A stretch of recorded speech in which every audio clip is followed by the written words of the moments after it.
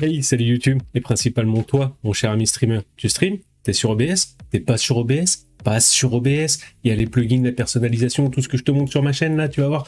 Passe sur OBS. Et oui, sur OBS, t'as la possibilité d'avoir des plugins, voilà, mais dans la vidéo, là, aujourd'hui, on va parler de personnalisation et de plein de petits trucs et astuces et de fonctionnalités que tu connais pas. À mon avis, tu ne connais pas tout sur OBS. Je vais t'en montrer, il y en aura plein pour tous les goûts, des petites simples, des compliquées. Reste, je te montre ça. Viens, on y va. Allez, c'est parti.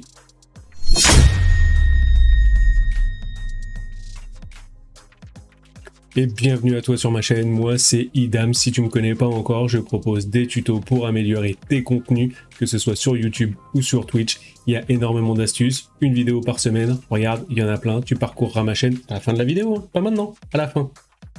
Alors, comme je le disais dans l'introduction, OBS est hyper puissant et il y a énormément d'astuces, de solutions, de petits trucs, sans compter les plugins. Les plugins, c'est pour d'autres vidéos, j'en ai déjà fait sur ma chaîne. Là, on va se concentrer sur des petites astuces et des choses que tu connais peut-être pas forcément. Tu vas voir, il y a plein de choses. Et on commence tout de suite avec la première chose. Alors la première astuce, tu vas voir, c'est les profils. Les profils sur OBS, peut-être que tu connais, peut-être que tu connais pas, mais c'est hyper important. Tu vas voir, regarde, je te montre sur OBS, là tu vois, tu as une catégorie profil. Tu vois, là tu peux en créer des nouveaux, en dupliquer, voilà, en importer, en exporter. Mais là tu vois par exemple que je suis sur profil enregistrement. Et oui, je suis en train d'enregistrer la vidéo que tu es en train de regarder. Oui, c'est ça. Et donc tu vois aussi que j'ai créé d'autres profils, tu vois par exemple un profil juste Twitch. Juste Twitch, et bah ça c'est quand je stream uniquement sur Twitch. Et tu vois, toute l'interface, elle est adaptée, toute l'interface d'OBS, tous les docs, tu vois, ils sont tous adaptés en fonction du fait que je suis uniquement sur Twitch. Mais ça va un peu plus loin que ça. Tu vois là, il y a tous mes docs pour streamer correctement sur Twitch, mais tu vois aussi que les paramètres d'OBS sont différents. Quand tu vas dans les paramètres et dans sortie, tu vois par exemple là que je suis en débit 6000 kilobits. Pour la qualité en 1080p, c'est du 6000 kilobits, tu vois. Et l'enregistrement, parce que ça c'est les contraintes de Twitch, le 6000 kilobits. Mais par exemple, quand je fais des enregistrements et des vidéos YouTube, c'est en 4K, et YouTube accepte largement plus que 6000 kilobits. Et du coup, je me suis fait un profil enregistrement qui, lui, a des paramètres qui sont complètement différents. Et tu vois, par exemple, que YouTube accepte jusqu'à 60 000 kilobits, donc 60 mégas, 10 fois plus que Twitch, hein, à peu près, tu vois, à peu près, oui, 10 fois plus. Mais 55 000 est apparemment le meilleur compromis qu'il faut avoir pour faire du 4K en très bonne qualité. Et tu vois que les paramètres sont différents.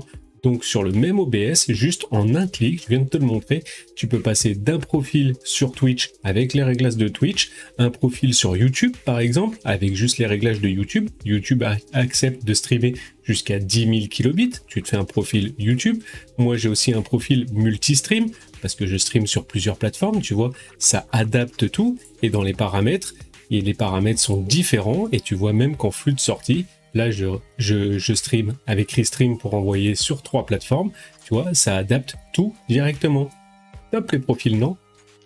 Donc avec ces fameux profils, tu peux te créer une configuration d'OBS complètement personnalisée, comme je te l'ai montré, que ce soit pour Twitch, pour Facebook, pour YouTube, pour tout ce que tu veux, de l'enregistrement. Voilà, tu peux te mettre tous tes paramètres uniquement dans les profils. Utilise les profils, c'est super pratique. Autre astuce sur l'audio. L'audio, il y a plein de sources. Regardez, je vous montre. Là, dans la catégorie audio, vous avez la possibilité de personnaliser plein de choses. Déjà, vous pouvez le mettre en horizontal ou en vertical. Moi, personnellement, je trouve ça beaucoup plus pratique et beaucoup plus lisible de le mettre à la verticale. Mais ça, c'est une question de goût. Il y a aussi que, bon, vous voyez là le fond. Le fond starting, c'est un fond où il n'y a pas de son. Moi, j'ai mis une musique, vous la voyez, c'est en train de tourner. Ça, c'est la musique. Par contre, le fond, lui, il n'a pas du tout de musique. Donc il est là, c'est juste l'animation du fond, il n'y a pas de musique. Et bah ça par exemple, il suffit juste de faire un clic droit dessus et de le masquer. Comme ça, c'est plus clair. Vous voyez uniquement le son dont vous avez besoin, qui est le son de la musique, si vous voulez mettre plus fort, moins fort. Moi sur cette scène starting, j'ai pas mon casque, j'ai pas mon micro, j'ai pas mon audio, comme ça je peux lancer la scène sans même avoir à parler ou à couper le micro, comme ça je suis tranquille. Tu as aussi la possibilité de verrouiller le volume et ça c'est hyper pratique une fois que tu as trouvé les bons réglages, que ce soit pour ton micro, pour tes écouteurs, pour n'importe quoi, n'importe quelle source. Une fois que tu as trouvé le bon réglage, tu vois là je peux plus du tout toucher, même si je fais pas exprès, je clique dessus, je peux pas toucher parce que dans la petite roue crantée, là tu vois tu as un bouton verrouiller le volume. Et tu vois, là, par exemple, je peux l'augmenter ou le descendre.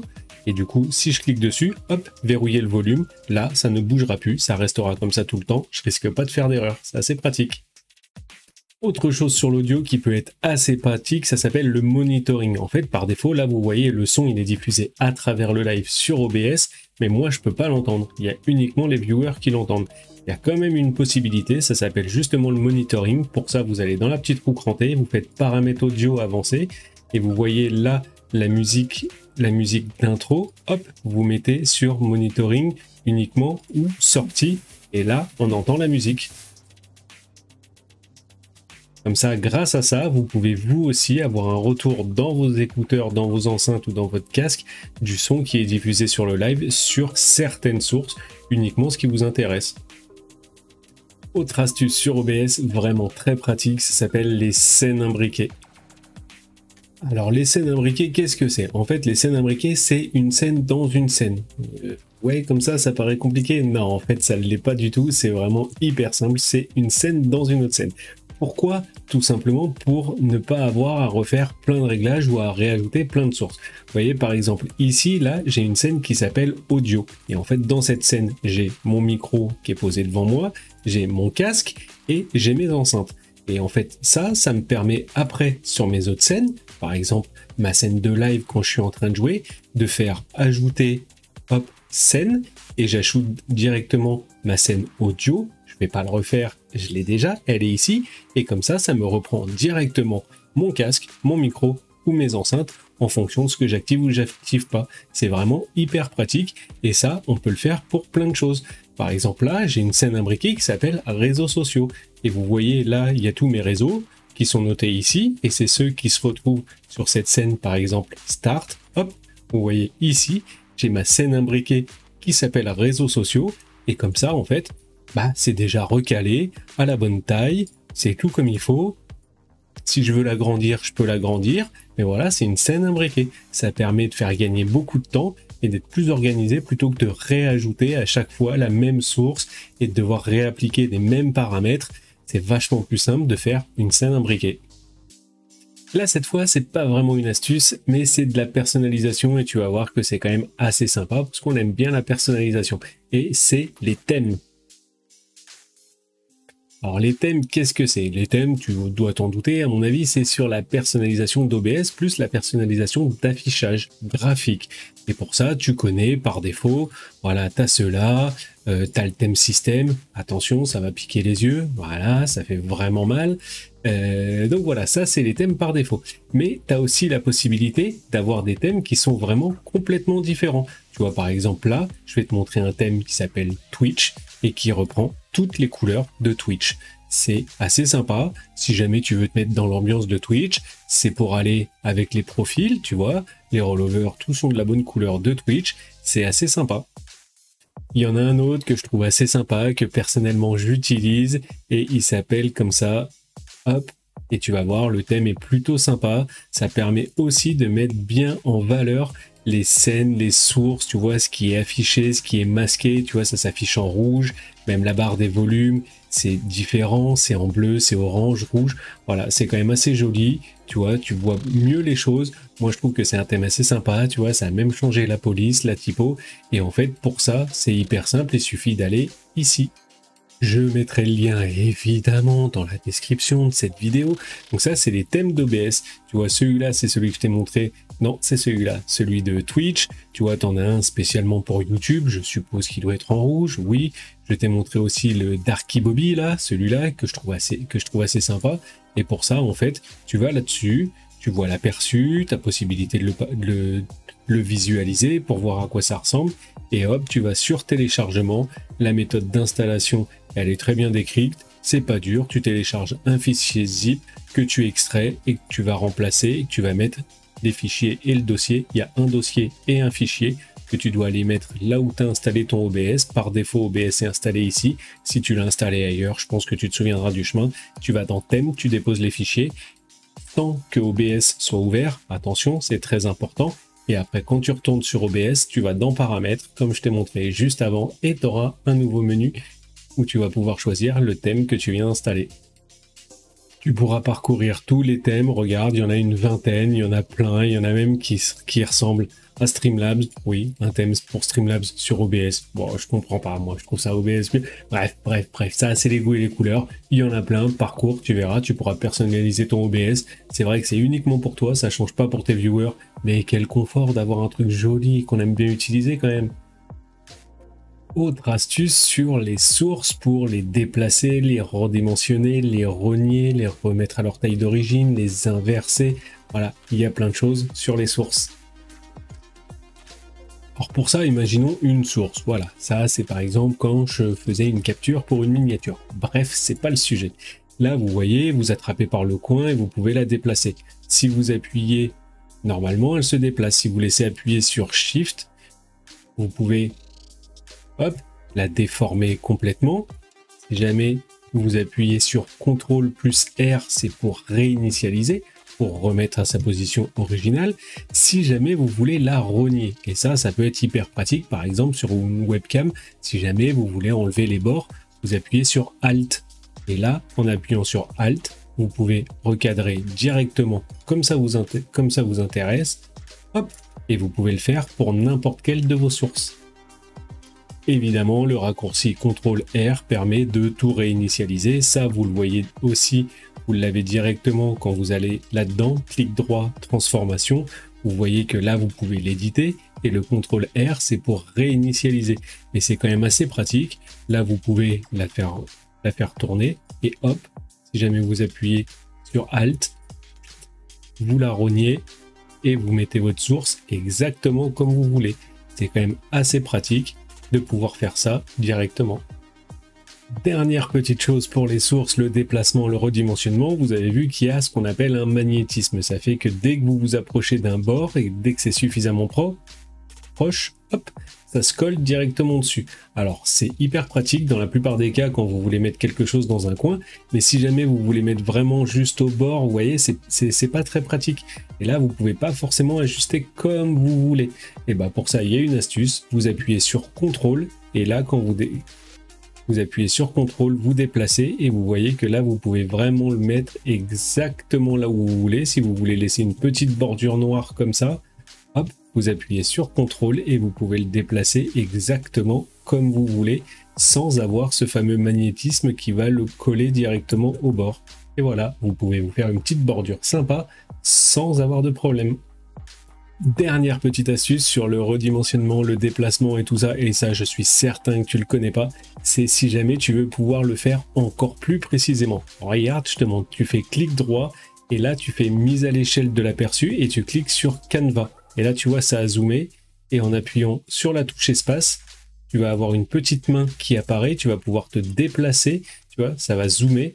Même en bougeant avec la molette, tu vas pouvoir zoomer ou dézoomer. Et comme ça, si jamais tu veux vraiment aller ajuster une source vraiment au millimètre ou au pixel près, et ben là, tu vas pouvoir le faire. Et là, tu vois, tu places ta scène vraiment parfaitement. Pour revenir en arrière, c'est pas dur, tu recliques sur ta source et tu fais mise à l'échelle de l'aperçu, tu fais adapter à la fenêtre et voilà, tu es revenu à ta position de départ et tu as ajusté ta source parfaitement là où tu voulais. Sacrée tête d'ailleurs sur l'image. Autre personnalisation et astuce, les docks et les docks internet personnalisés. Alors les docks, je pense que ça tu connais, tu vois, les docks c'est ces petits éléments là que tu peux attraper et déplacer vraiment dans l'ordre que tu veux, les placer où tu veux pour te faire quelque chose de vraiment parfait, adapté à tes besoins. Je pense que ça tu connais. Si jamais tu veux en afficher d'autres, tu vois que ici dans dock, si par exemple tu veux te rajouter les statistiques, hop, c'est statistiques d'utilisation de ton processeur, de ta carte graphique ou toutes ces choses là, hop, tu peux choisir de te les afficher comme tu as envie, te les placer ici ou te les placer où tu veux, ça tu connais. Et si tu connais pas, tu vois, c'est vraiment super pratique de pouvoir se mettre les docks exactement là où tu as envie de les mettre pour que ton affichage soit vraiment au plus proche en fonction du nombre d'écrans que tu as, si tu n'en as pas d'autres. Voilà, tout ça, même si jamais tu les détaches, ça va rester là où tu les as mis. Si tu te les mets sur un autre écran, ça restera là et c'est quand même assez pratique de pouvoir les afficher. Après, pour aller plus loin dans la configuration, dans la personnalisation, tu as ce qu'on appelle les docks internet personnalisés. Donc ça, tu vois, tu vas dans dock, et là, tu as dock internet personnalisé. Donc par exemple, si jamais tu veux t'afficher le chat de Twitch directement ici, pour ça, c'est pas dur. Il va falloir que tu crées un nouveau doc internet personnalisé. Tu vas sur ton dashboard de Twitch. Là, tu fais pop-out sur ton chat. Hop, ça t'affiche ton chat en pop-up. Comme ça, tu prends cette adresse de ton chat et tu la mets ici. Fais appliquer, tu fermes et là, tu as ton chat que tu peux te placer où tu as envie. Par exemple ici, pour avoir le chat directement sur le même écran. Et comme ça, tu peux t'en créer plein autant que tu veux et les mettre un peu partout sur ton écran pour que la disposition elle soit au poil parfait en fonction de ce que tu veux. Et du coup, avec ces docs internet personnalisés, tu peux vraiment faire ce que tu veux. Si jamais tu veux, par exemple, t'afficher des notes, et bah tu vois, par exemple, oui, ceci c'est une super note Google Keep que j'utilise moi pour me garder des notes. Bref, on s'en fout. Tu vois, tu peux même arriver à faire ça et comme ça, tu peux te garder tes notes directement sur ton live. Si tu veux prendre des notes, tu vois, tu peux directement modifier. Et oui, tu peux ajouter ton texte directement là-dessus. C'est vraiment super pratique. N'importe quelle URL qui est dédiée, personnalisée, te permet de te créer un doc. Et si jamais tu veux te faire un doc, hop, ici, tu vois, tu as tes notes directement en doc. Super pratique ça. Si par exemple tu veux t'afficher ton flux d'activité, ça veut dire les événements qui se sont passés sur ton live, te montre comment ça se passe. C'est ça, par exemple, les événements pour voir les derniers subs, les derniers follow, tous ces trucs-là, et les garder directement sur ton live. Pour ça, c'est tout simple.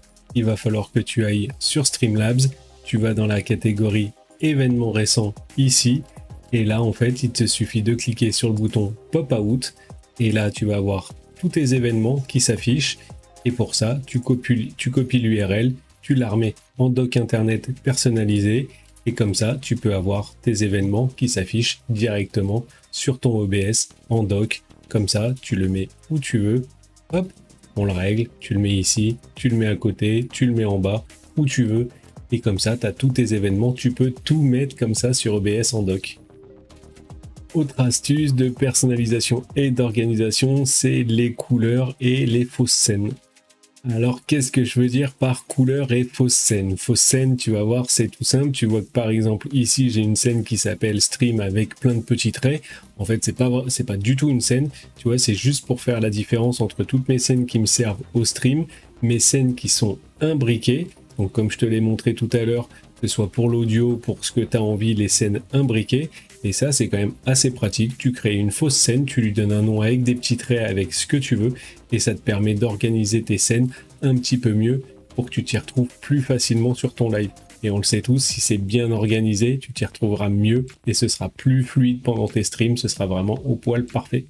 Autre chose pour les psychorigides de l'organisation, pour ceux qui aiment bien que ce soit vraiment carré, bien organisé, les dossiers, les groupes.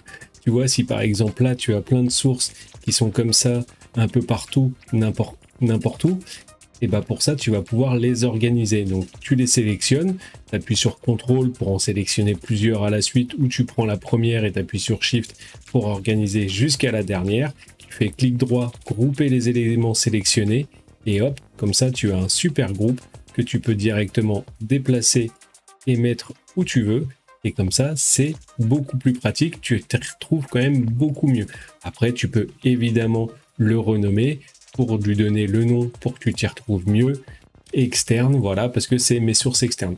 Après, tu peux aussi personnaliser encore plus. Tu fais un clic droit, tu fais définir la couleur et tu choisis les couleurs. Ça te permet d'organiser encore mieux et de savoir ce à quoi tu peux toucher, ce à quoi tu veux pas toucher, les mettre en rouge, en vert, voilà, en fonction de ceux que tu as besoin de déplacer, pas de déplacer.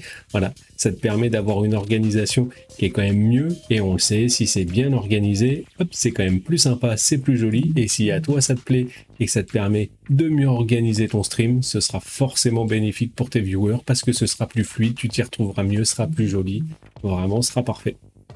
Voilà, j'ai fait un tour des trucs et astuces pour OBS sur la personnalisation, l'organisation. J'espère que je t'ai appris des choses.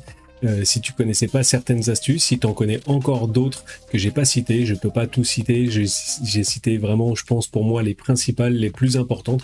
Dis-le moi en commentaire si jamais il y en a d'autres que tu trouves super utiles, ça pourra servir à d'autres personnes aussi qui regardent cette vidéo. Si jamais tu as envie, tu peux rejoindre mon Discord, si jamais tu as des questions, que tu veux que je te réponde, si tu as besoin d'aide sur tes streams ou sur tes vidéos, n'hésite pas, le lien de mon Discord est dans la description. Autre chose super importante, et oui, super importante, tu as un pouvoir magique, tu ne savais pas? Et si, tu as un pouvoir super magique. Moi, mon pouvoir, c'est de te faire des vidéos comme celle-ci. Toi, ton pouvoir, c'est de me lâcher ton plus beau like, de t'abonner, d'activer la petite cloche pour les prochaines mises à jour, les prochaines vidéos que je publierai. Tu me laisses un petit commentaire, tu passes me voir sur mon Twitch, sur mes autres réseaux. Voilà, c'est ça ton pouvoir magique. Le pouce bleu, le like, l'abonnement, le commentaire, c'est vraiment super bien. Et maintenant, je te laisse. Je te remets ici d'autres vidéos, ma précédente vidéo et une vidéo recommandée rien que pour toi avec l'algorithme de YouTube. Je te souhaite un bon contenu, fais des bons streams. À bientôt. Ciao, bye bye.